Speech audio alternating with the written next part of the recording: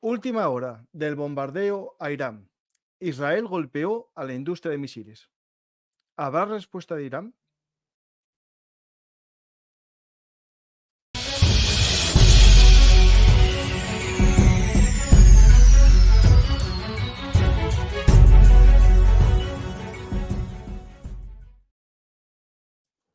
Hola a todos, bienvenidos a Bellum Artis, actualidad militar y geopolítica.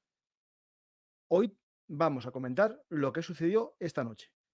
Aviones F-35 y F-15 golpearon el corazón de Irán, atacando puestos del Estado Mayor de la Guardia Revolucionaria Islámica, también sistemas antiaéreos y sobre todo la industria de misiles de Irán, atacando lo que hace moverse los misiles. Puedes tener los mejores misiles del mundo, pero sin combustible no funcionan. Vamos a ver qué ha sucedido. Para ello contamos con la ayuda de dos colaboradores de Bellum Artis. Nos falta el tercero, que puede que entre. Y entre ellos, los distintos puntos de vista, vamos a intentar ver qué ha pasado y sobre todo qué puede pasar en el Oriente Medio tras venganza, estos días de venganza por parte de Israel al ataque del 1 de octubre de Irán. Bueno, recordar que esto es por el ataque de los misiles, pero realmente Israel tiene unas cuentas muy largas con Irán y sobre todo con sus proxies de Hezbollah y Hamas. Empezamos el programa analizando qué ha pasado. Hola Juanjo y hola Juan Carlos. Vamos a intentar poner luz, ¿no?, a estos sucesos que pasaron en la oscuridad de esta noche, ¿no? Hola Juanjo, ¿qué tal? ¿Y Carlos, qué tal? Rachaldeón, Juanjo, buenas tardes, Francisco. Pues estamos aquí, el norte de España, dos vascos y un asturiano. Pues nos falta que, a ver si Mariano puede entrar, que es el otro asturiano, para no estar yo en inferioridad. Pues Juanjo y Juan Carlos, Juan Carlos es habitual en comentarios de actualidad aquí en Bellum Artis, trata mucho el tema de Oriente Medio, pero sobre todo también temas de América que le gusta mucho, y Juanjo es un experto en Oriente Medio con su tesis doctoral de hace tiempo ya sobre algo que tiene que ver con todo esto, que es la relación de España con Egipto, ¿no?, en la época del naserismo, ¿no, Juanjo? Sí, durante la época de Franco, con Nasser y también antes con Farouk, el gordísimo rey Farouk. Sí, sí. Pues vamos a intentar ver qué ha pasado aquí y también cómo afecta esto a las alianzas internas que hay en el Oriente Medio, ¿no? Pues Juanjo, ¿te esperabas que fuese hoy el ataque o esperabas después de las elecciones? Realmente no creo que esperasen a las elecciones, los israelíes no suelen esperar.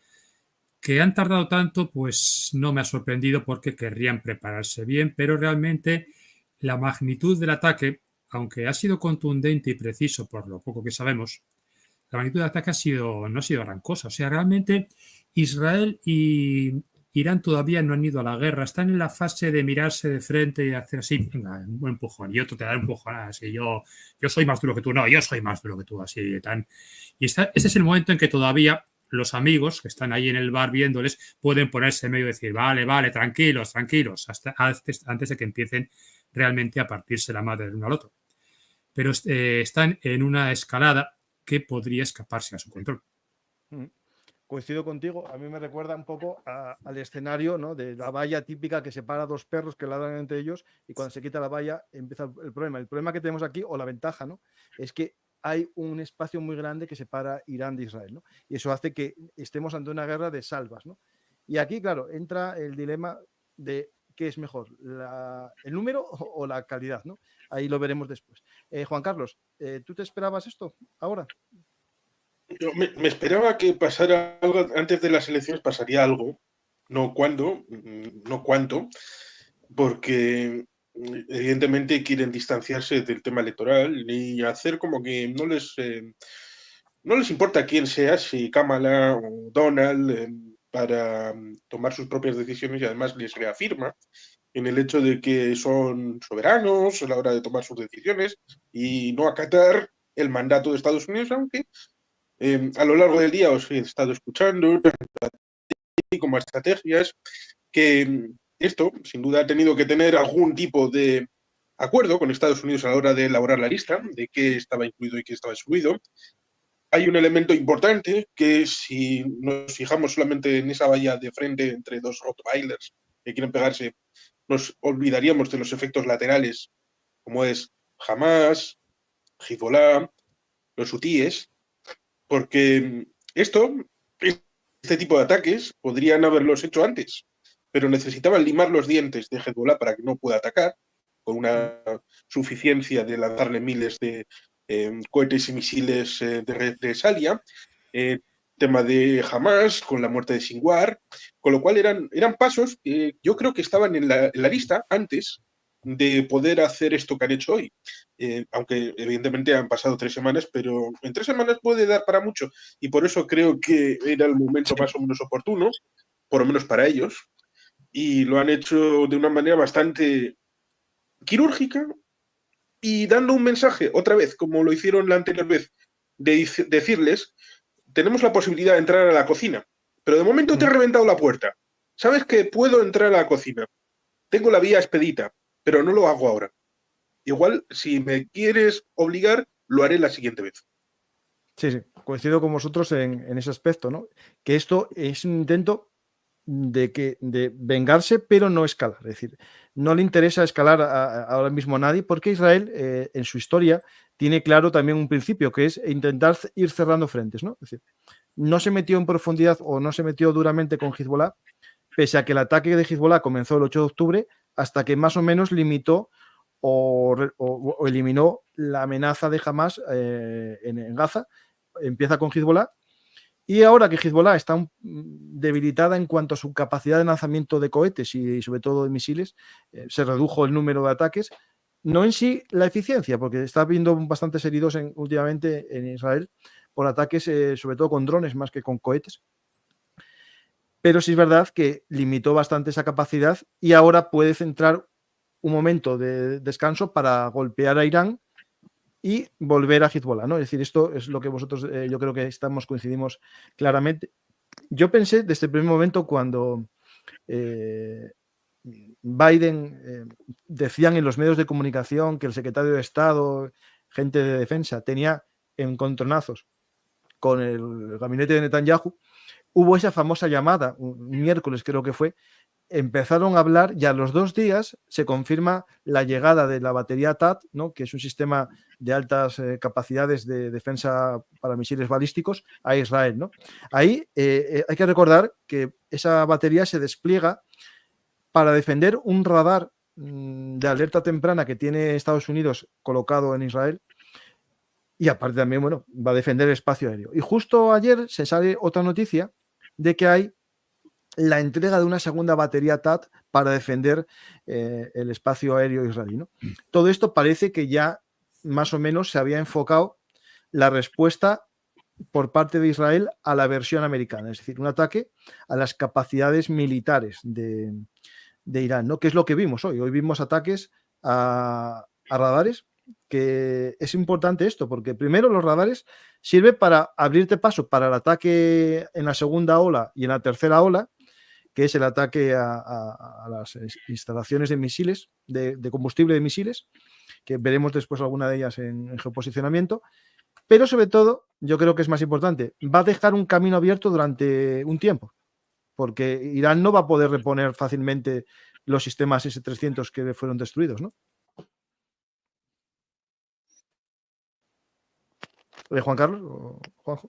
Bueno, unos sistemas que efectivamente cuando uno triangula, porque no solamente es el frente que dije, Hamas, Hezbollah, los hutíes, que también están por ahí recibiendo suministros de los rusos, de los iraníes, también están ese S-300 y S-400 en Ucrania, y el efecto que han podido tener allí, tan lamentable cosa que llevó a los más bien nada. Los de la India prefirieron ir recibiendo nuevos suministros de otros grupos y por lo tanto ahí el cambio de proveedores también es importante, el tema económico, geoeconómico, geopolítico, geomilitar. Es una situación poliédrica bastante compleja.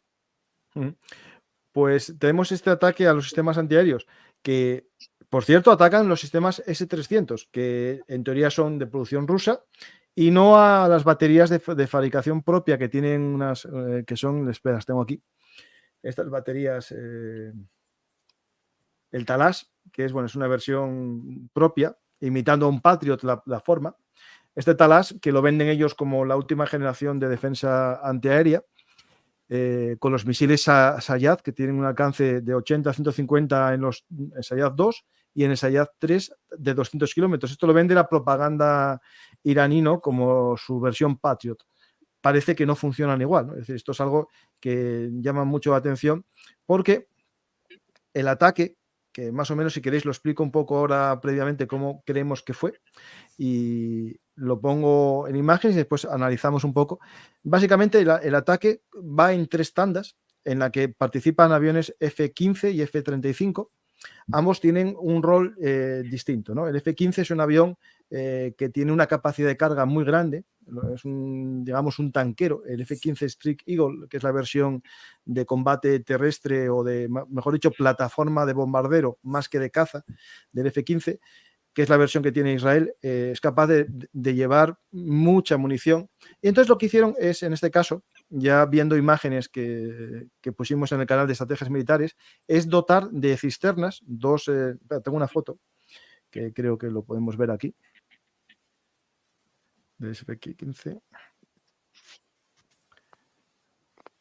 Aquí podemos ver un avión F-15 de los empleados hoy con 3 cisternas. Esto nos lleva a una, lo explicó muy bien Estrategias en su programa, a una configuración de vaca lechera, ¿no? Esto en el argot militar se empleaba este término, por ejemplo, para los submarinos en el Atlántico en la Segunda Guerra Mundial, para repostar a otros barcos, ¿no? Este avión va con 3 cisternas y un sistema de manguera en el central, lo más seguro, de booty to booty. Es decir, los israelíes implementaron un sistema que en vez de utilizar un C-130 de repostaje, utilizan estos aviones. Y las armas que lleva este avión son casi armas de, digamos, de defensa de sí mismo, un sistema antiaéreo, que de ataque a tierra. ¿Por qué? Porque de los 100 y pico aviones que fueron empleados, algunos F-15 se utilizaron para repostaje, mientras que otros F-15 llevarían sistemas de ataque a tierra, como el Golden Horizon, que es la versión, digamos, ya comercial, todavía no está a la venta, pero se llama así, Golden Horizon, del famoso Blue Sparrow, del que os hablé yo aquí en abril ya. Me acuerdo en abril, en pleno directo del programa, cuando empezamos a ver vídeos de Irak, viendo los cachos de propulsor del misil, mucha gente hablaba de unas bombas y yo me acuerdo que empecé a hablar del Blue Sparrow, hice búsqueda de fotos justo en directo y encontramos ese arma, ¿no? El Blue Sparrow, que es un arma que en origen surgía como arma de entrenamiento de las baterías de los sistemas antiaéreos Arrow 2 y Arrow 3. Creaban un arma que imitaba la trayectoria y la velocidad de un misil balístico. Entonces a alguien se le ocurrió la brillante idea de que ese arma que se usaba desde un avión para simular un misil se convirtiese en un misil de ataque. Y lo emplean en abril para lanzar a 1000 kilómetros de distancia las armas que impactarían en Irán. Eso hace que no sea necesario meter los F-15 en territorio enemigo, porque no son aviones furtivos, dejando para el combate más cercano a los F-15, a los F-35. Los F-35, por su capacidad, digamos, que tienen Steel, ¿no? Esa capacidad de invisibilidad a los radares, tienen la posibilidad, ¿no?, de ver esto que estamos viendo aquí, que supuestamente es un F-35 sobrevolando Jordania en dirección hacia Irak. No sé hasta qué punto es de hoy o de otra vez, pero bueno, este vídeo sería algo parecido a lo que podríamos ver. F-35 a muy baja cota para evitar los radares, dirigiéndose hacia la zona en donde subirían y atacarían. Después, bueno, pues pongo un vídeo mientras hablamos de este escenario, que me parece muy bonito el vídeo, un vídeo de propaganda.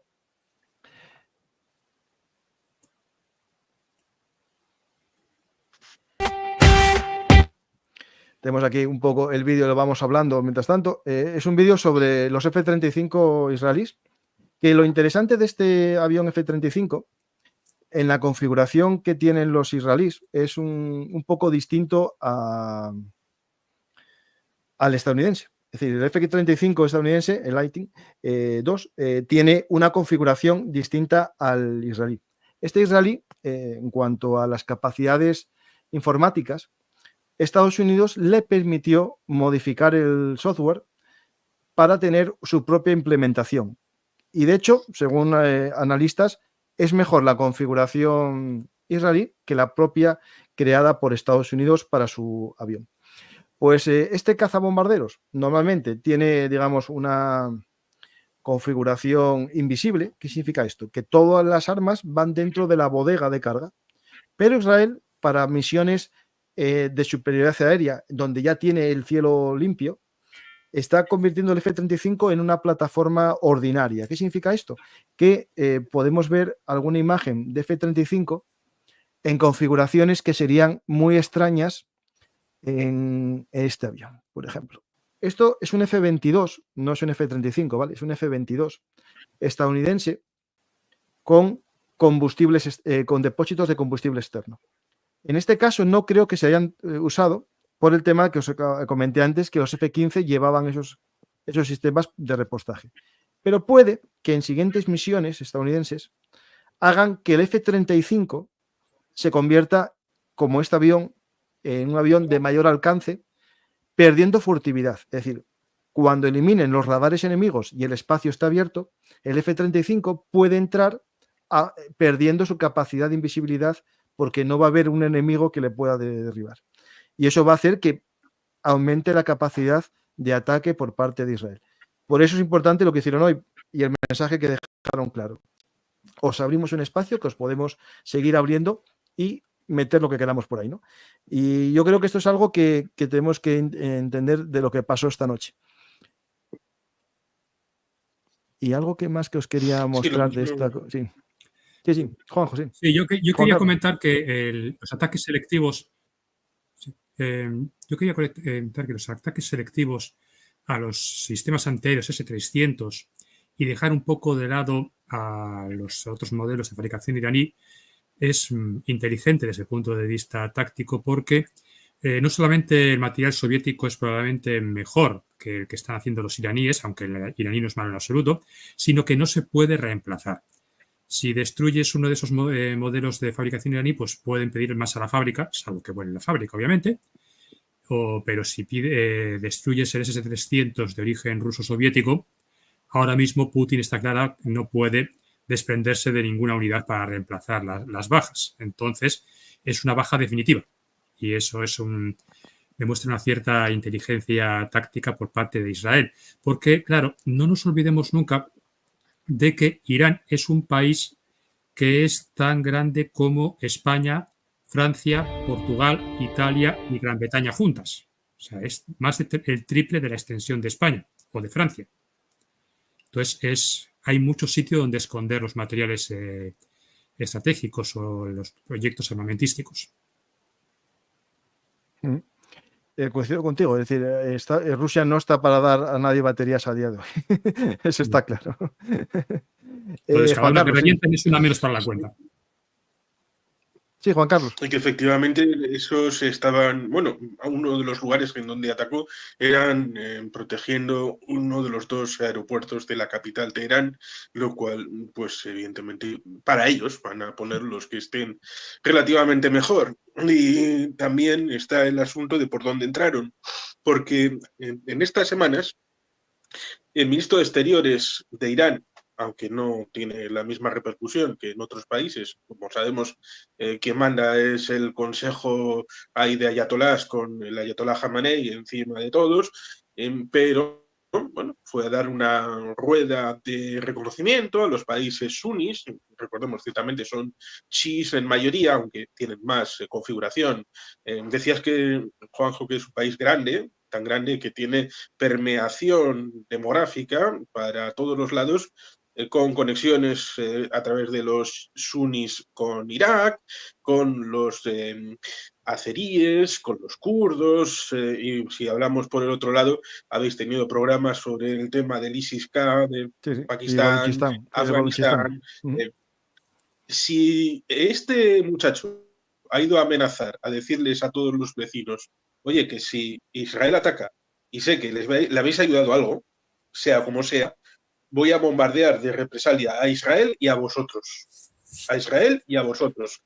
Con lo cual, Israel puede que, y esto es algo que no es que se haya confirmado, pero hace unas semanas, no en la zona ligada a las granjas de Sheba, sino más abajo, en la zona de Galilea, entró en Siria, y podía ser para destruir unos radares que pudiera haber para que los aviones pudieran ir por ahí, y esta madrugada hayan ido por ahí, atravesando Siria, subiendo por la zona que controlan los aliados de Estados Unidos dentro del propio territorio de Siria, y luego entrar en territorio de Irak y a partir de ahí pues lanzar el ataque desde territorio iraquí.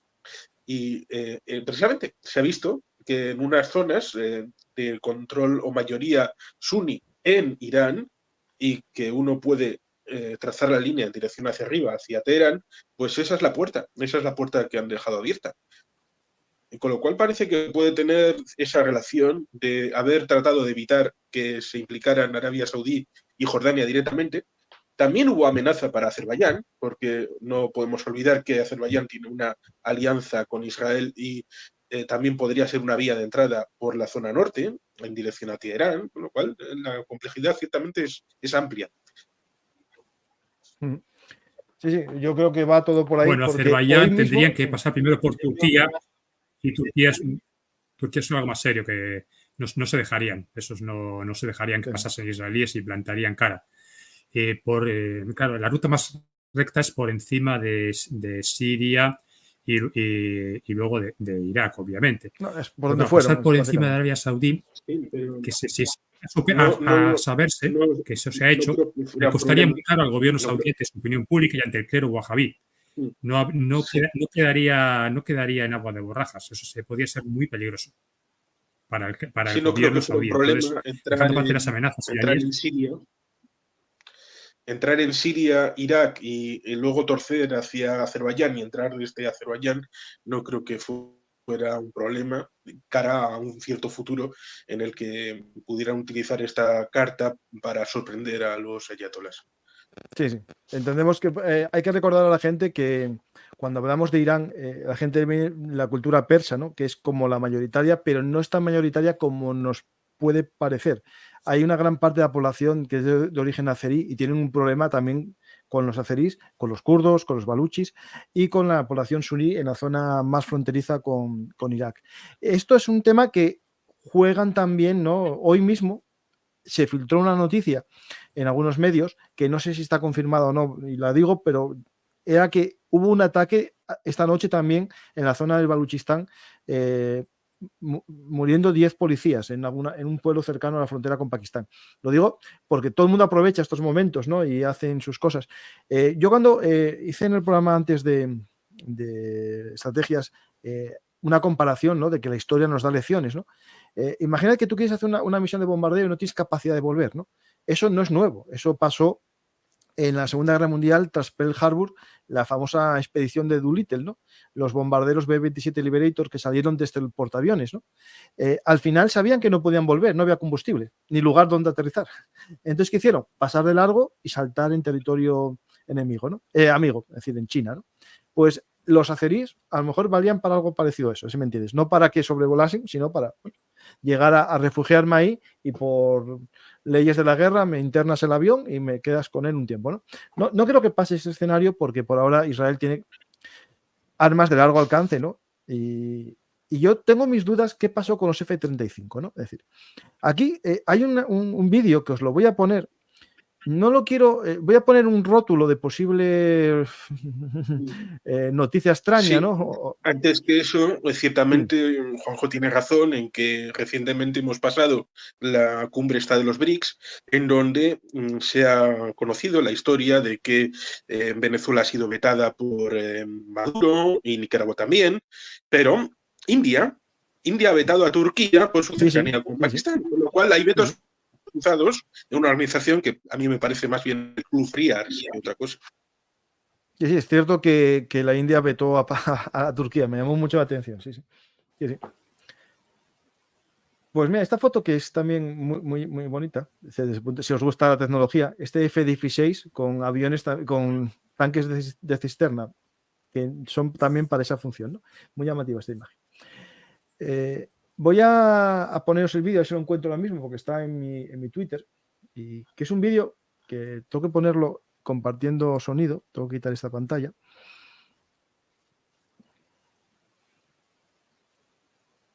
No, quitar. Espera, tengo que quitarla, ¿no? Ah, por aquí. Vamos aquí. Voy a compartir pantalla con sonido. Y ya veréis este sonido que suena aquí. No. Vale, este que supuestamente, según el momento que se publicó, son aviones. No suena, ¿no? Vale, está silenciado. ¿Cómo va a sonar? Esto supuestamente suenan aviones que dicen que son israelíes. Yo no sé hasta qué punto esto es real. Si es así, los F-35 consideraron que no hay ningún enemigo potencial. Destruyeron los sistemas antiaéreos y sobrevolaron. No lo sé. ¿Sabéis algo vosotros de este vídeo? No suena haberlo visto, ¿no? No, Porque es que yo lo vi. no sé. Si es así, es verdad que es un mensaje muy fuerte. Es decir, volamos por encima de vuestra ciudad, ¿no? Es decir, porque hasta hace poco todos los ataques eran a distancia, con sistemas como el Rock, que tiene un alcance de unos 100 y pico kilómetros, y el Blue Sparrow versión Golden Horizon, con más de 1000 a 2000 kilómetros de distancia, ¿no? Pues podemos analizar los objetivos que hubo, ¿no? Y ver qué mensaje da todo esto, ¿no? Los objetivos los tengo aquí listados más o menos. Uno de ellos es esta batería S300, la que comentabas tú que estaba cerca de Teherán, del aeropuerto, al sur. Y otra es esta base, la que yo creo que es la más importante, es esta base de Parchin, en Irán. Es una base donde se hace combustible sólido para los misiles, ¿no? Aquí esto sí que es un mensaje claro, ¿no? Vosotros me atacasteis con esto y yo os voy a impedir que me sigáis atacando, ¿no? ¿Qué pensáis de este ataque?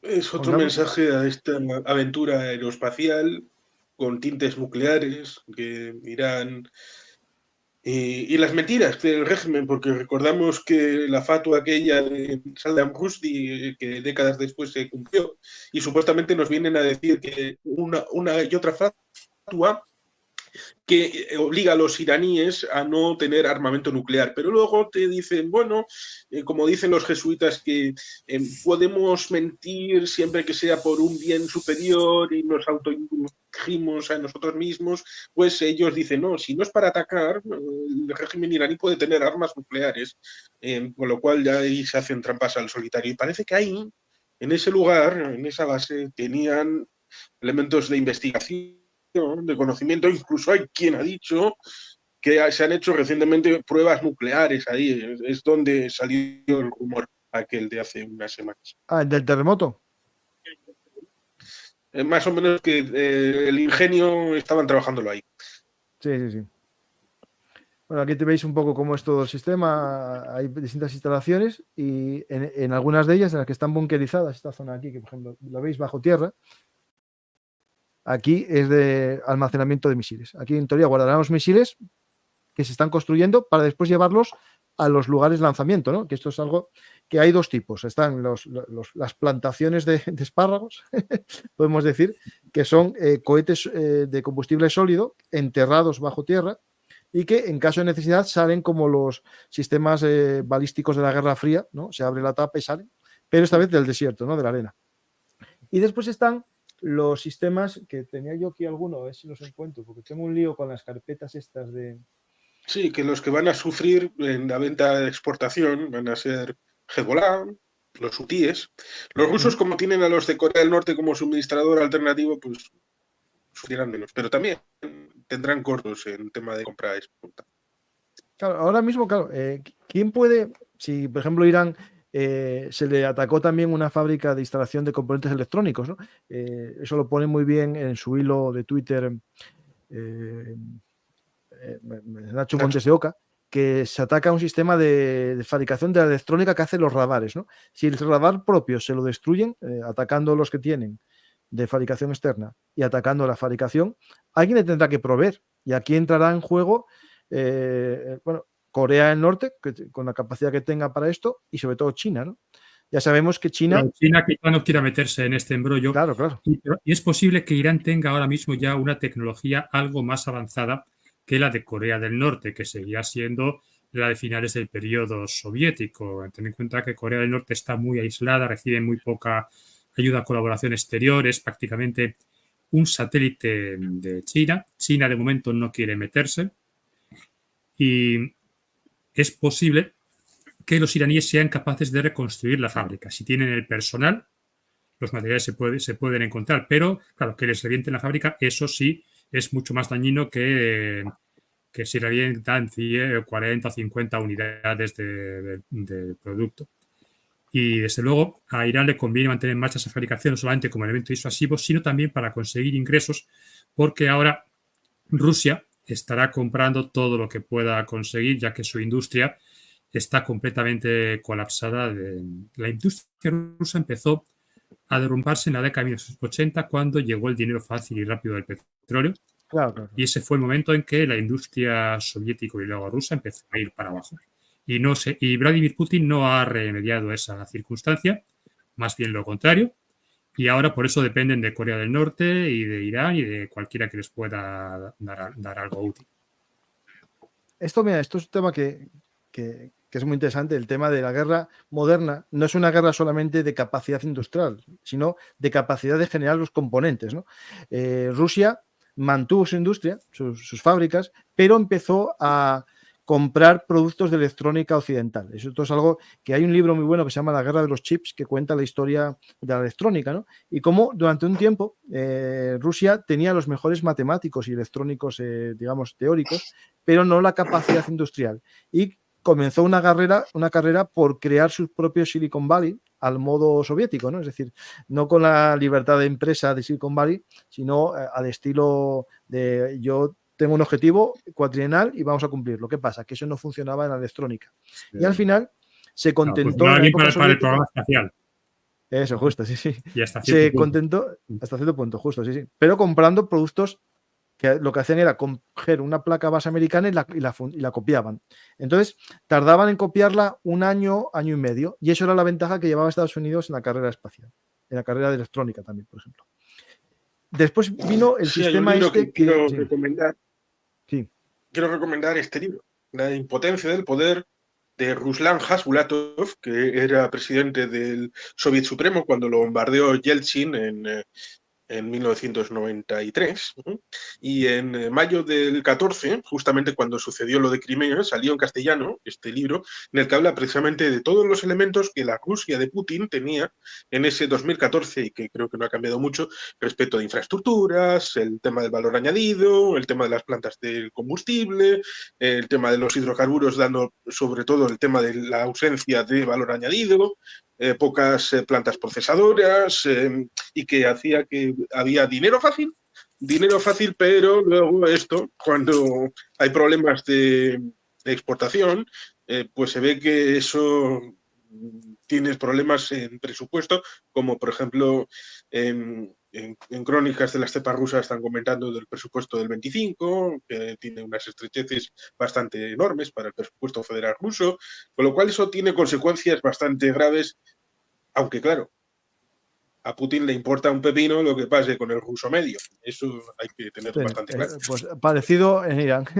En Irán hay que partir, claro, cuando hablamos de este ejército, ¿no? De Irán, claro, es un ejército que dices tú, miles de cohetes, misiles, pero claro, ¿cómo lo logran, no? Y esto es importante. Su país tiene una renta per cápita media de 4.000 frente a los casi 70.000 que tiene Israel, si no recuerdo mal las cifras, de $4.000 anuales. Es decir, esto lo hacen tirándose la economía a la guerra. Es decir, los réditos del petróleo que los tiene, los derivan todo a la guerra. El 51% de las ganancias del petróleo, que no es la mayor parte de sus importaciones, ¿no? de sus ganancias por exportaciones, perdonad, lo dedican a la Guardia Revolucionaria, no al ejército, a la Guardia Revolucionaria, que es la que se encarga de estos proyectos de misiles y cohetes, ¿no, Juanjo? Explica un poco al público qué es exactamente la Guardia Revolucionaria, qué sistemas tiene, porque tiene varios niveles, ¿no? Y cómo funciona y cómo se financia, porque es muy importante entenderlo, ¿no? Bien, la Guardia Revolucionaria es un ejemplo más de lo que yo llamo el ejército bis.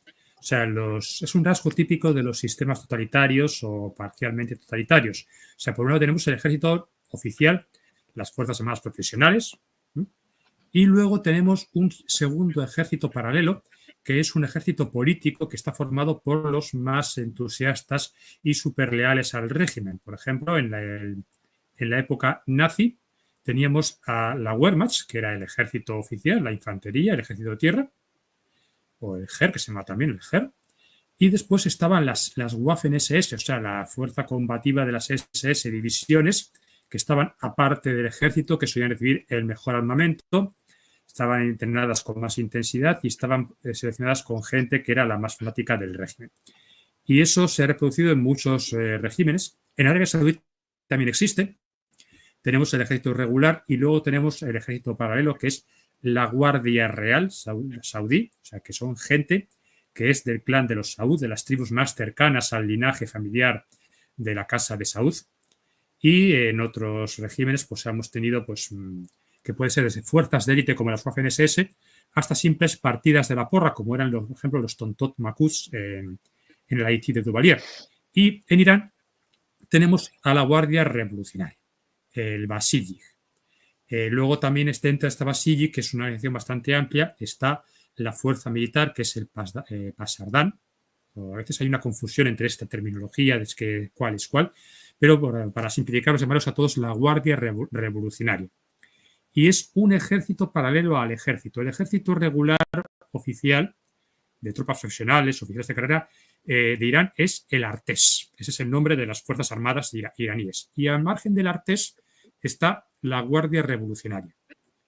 Y esta Guardia Revolucionaria no solamente es una fuerza político-militar, sino que también controlan un entramado empresarial muy considerable, lo que garantiza que esta gente no va a bajarse del burro ni a cañonazos, idealmente, porque perderían sumas inmensas. Y entonces hacen un poco de todo, o sea, son el partido político, son la fuerza de asalto de élite, son la guardia pretoriana del régimen y también son la partida de la porra que va por la calle repartiendo garrotazos a todos los que intenten protestar contra el gobierno.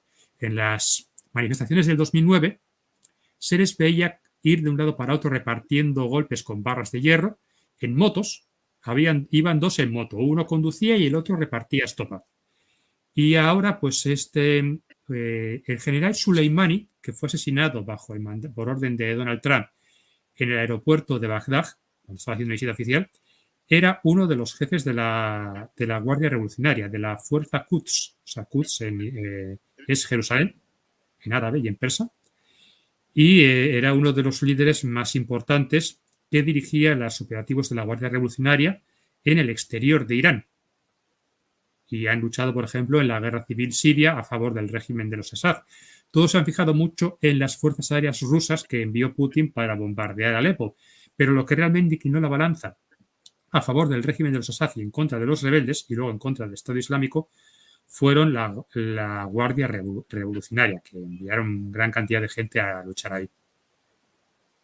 Y claro, tienen el mejor armamento y tienen el mejor presupuesto, pero no creo que el 55% de los ingresos del petróleo vayan a la Guardia Revolucionaria. Esto creo que me parece que es una cifra un poco exagerada. Quizás es una... No, a defensa.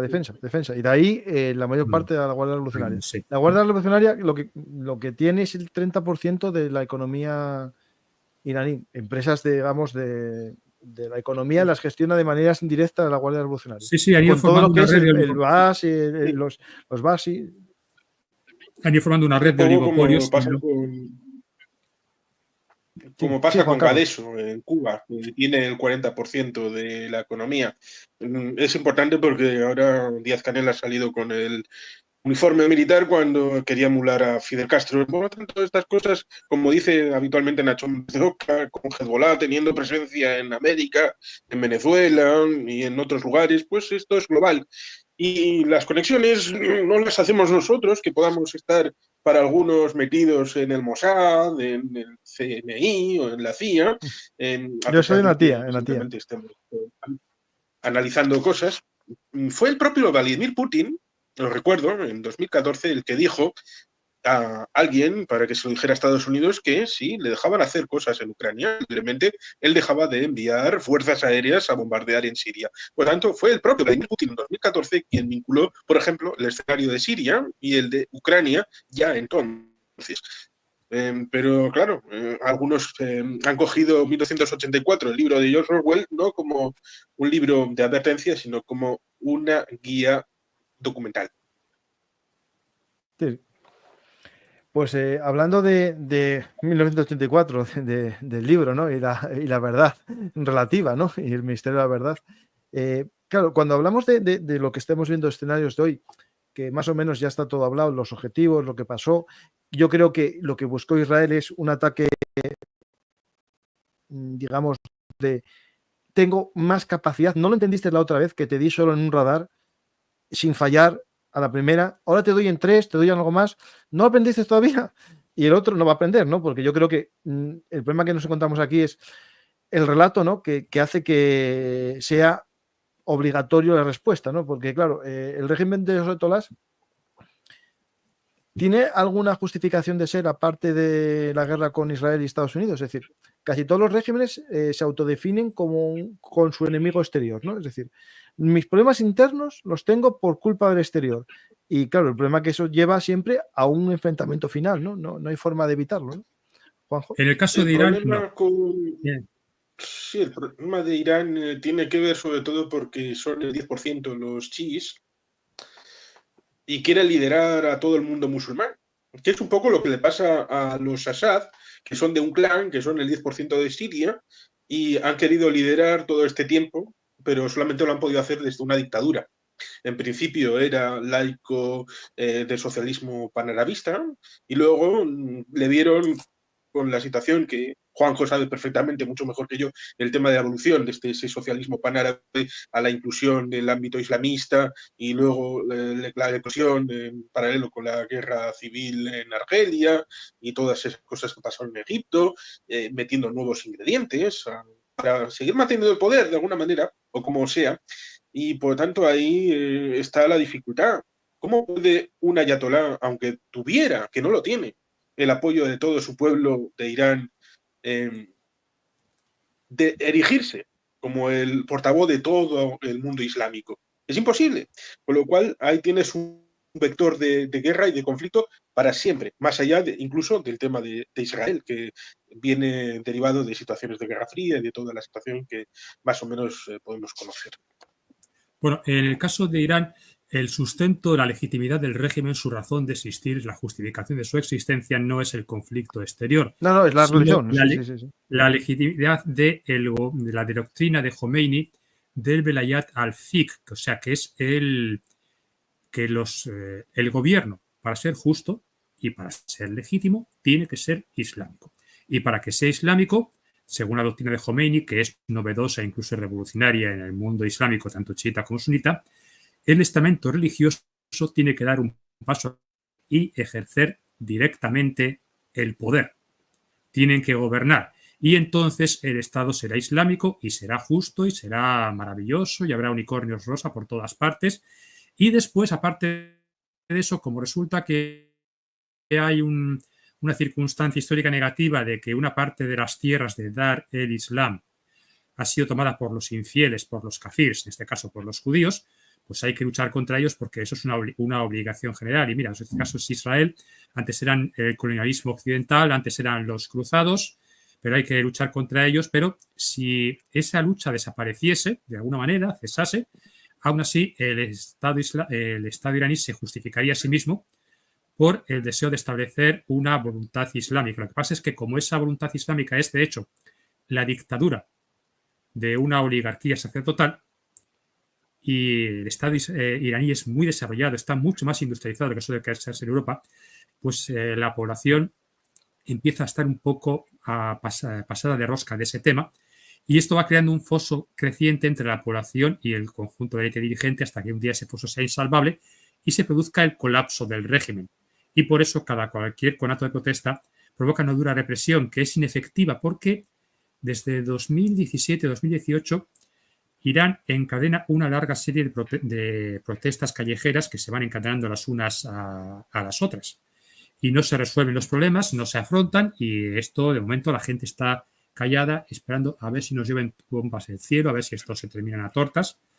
Pero el son sigue ahí y eso no se va a poder arreglar. O sea, la base de legitimidad del régimen, la verdadera base de legitimidad del régimen, que es el concepto islámico de gobierno del teólogo más sabio, la gente está dejando de creerse y solo se sostiene por las bayonetas.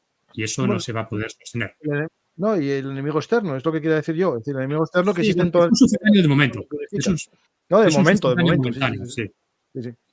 Bueno, este es el famoso... el enemigo externo en el sentido de que tú tienes una minoría chií que ve en Irán el padrinazgo que puede servir como palanca, y eso se vio en parte en Bahrein y en algunos otros estados del Golfo, de ojo, cuidado, que puedo exacerbar esos grupúsculos que han sido desposeídos de poder en esas monarquías sunnis y los puedo organizar como si fuera un remedio de la revolución global estilo Trotsky, pero reconvertida en el universo iraní de los ayatolás. Sí, es que fuera de Irán y también de Azerbaiyán, que también es chiita, todos los grupos chiitas de cualquier tipo, duodecimanos, septimanos, quintimanos, ismaelitas y otras sectas un poco más pasadas de rosca como los drusos o los alawíes, todos ellos están bajo el fuego, y ahora están un poco más a la ofensiva y están un poco más empoderados porque Irán les ha respaldado y ha creado eso que llama el eje de resistencia. Pero ese eje de resistencia es muy frágil. O sea, tenemos a 3 países. Irak, Siria y Líbano. En Irak el 60% de la población es chiita duodecimana. Pero son árabes, no son persas. No hablan el farsi, sino el árabe. Y los ayatolás locales nunca han admitido la doctrina del Velayat al-Fiqh. Y eso crea una brecha insalvable. Y la población sunita y chiita de a pie está harta de las intromisiones de Irán. O sea, no los ven como correligionarios, hermanos chiitas que vienen a echar una mano, sino como unos extranjeros persas que vienen a fastidiar y a mangonear. Luego, Siria, pero Siria es una secta que en realidad ni siquiera son musulmanes, son los alawíes, son un grupo que ha aceptado como válidas revelaciones místicas posteriores a la profecía de Mahoma, que dijo, yo soy el último profeta, no habrá más. Entonces, y claro, Siria está, bueno, ya sabéis cómo está, es un campo de ruinas. Y luego Líbano. Pero en Líbano, los chiitas que vivían en el sur del país, que eran una minoría pobre de campesinos, muy marginada y muy olvidada, vale, ahora se han empoderado. Y ahora tienen, de hecho, el dominio de todo el país, porque tienen la última palabra en todas las decisiones del gobierno de Líbano. Y es una especie de sistema feudal donde los chiitas son la jerarquía feudal y los demás son sus vasallos. Pero eso también es muy débil porque son una minoría dentro del Líbano. Claro, en Líbano son todos minorías de una forma u otra. Entonces, todo lo que tiene está cogido por pinzas. Todo el tinglado geopolítico iraní está prendido con alfileres y un tirón fuerte lo podría desgarrar de arriba abajo por completo. La posición de Irán geopolítica es muy frágil y están corriendo riesgos descabellados. Y una derrota contundente fuera